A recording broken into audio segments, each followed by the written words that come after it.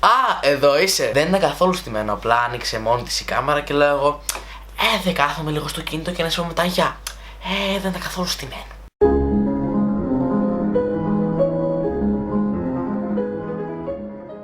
Με έπαιξαν τα καλλιτεχνικά μου σήμερα, τρομάρα μου. Λοιπόν, πριν ξεκινήσω να σας πω τι θα κάνω και τι θα ζωγραφίσω και τη ζωγραφιά, θέλω να πω κάτι σε αυτούς που πάνε να γράψουν ένα σχόλιο στο τέλος ή από τώρα σχετικά με τη ζωγραφιά. Μπορείτε να σχολιάσετε εμένα, δεν έχω θέμα, σχολιάστε το χαρακτήρα μου, το βίντεο μου και αυτό. Απλά θέλω να σας πω πριν σχολιάσετε τη ζωγραφιά. Καταρχήν, σκεφτείτε ότι αυτό που έκανα μπορείς να μην μπορείτε να το κάνετε καν. Εγώ έκανα την προσπάθειά μου, αυτό μπορούσα να κάνω, σεβάσου το. Σκέψου ότι εσύ μπορεί να μην μπορούσες να κάνεις τίποτα από αυτά, ή ακόμα και να είσαι καλύτερος και όντως να μπορείς να κάνεις καλύτερα αυτό που έκανα, να το κάνεις εσύ καλύτερο. Σεβάσου ότι και πάλι εγώ μπορείς κάποια μέρα να φτάσεις στο σημείο που έφτασες εσύ για να τη ζωγραφίζεις καλύτερα και να μπορώ να ζωγραφίσω όπως εσένα. Οπότε σεβάσου τη ζωγραφιά και σκέψου τι πας να γράψεις για τη ζωγραφιά πριν το γράψεις. Εμένα σχολίασέ με ελεύθερα. Λοιπόν, σήμερα θα περάσω σε ένα άλλο επίπεδο. Θα ζωγραφίσω κάτι πιο δύσκολο που δεν έχω ξαναζωγραφίσει τόσο, λίγο πιο extreme να το πω, γιατί είναι λίγο, θα δείτε, είναι λίγο πιο δύσκολο. Θα ζωγραφίσω τον Αλέκο τον Καρπάρ από Unboxholics, αυτή το εδώ τη φωτογραφία, την οποία την βρήκα στο προφίλ του στο Facebook, απλά ναι.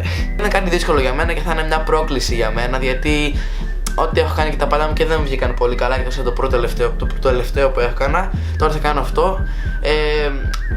Το κάνω επειδή πιστεύω στον εαυτό μου και με αυτά τα λίγα που ξέρω έχω την αίσθηση ότι θα τα καταφέρω.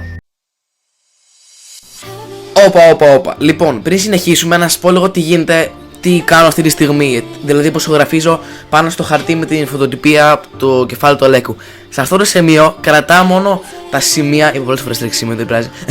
Κρατάω μόνο τα σημεία που θέλω να ακολουθήσω και τις γραμμές που θέλω να ακολουθήσω, και αφαιρώ ό,τι δεν χρειάζεται ή ό,τι είναι περιττό. Απλά δεν είναι πατητούρα όπως κάποιοι είπατε. Αυτό. Συνεχίζουμε.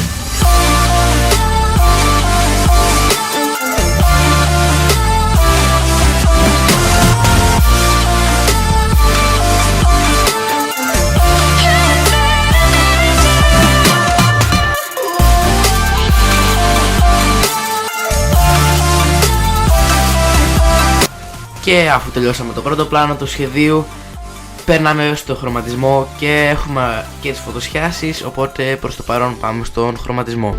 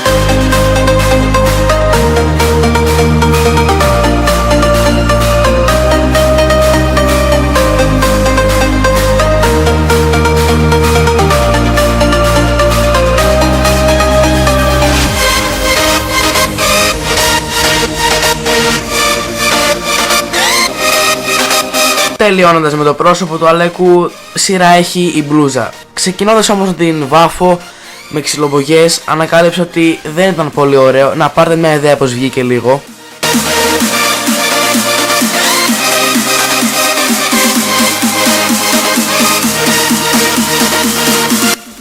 Και για αυτό αποφάσισα να τη βάψω με μάρκα Δώρο.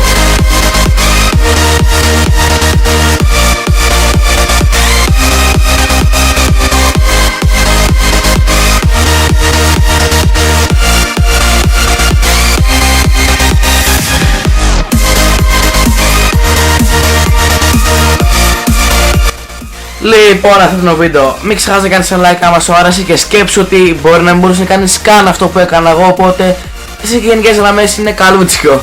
Αυτά από μένα, να έχετε μια υπέροχη μέρα.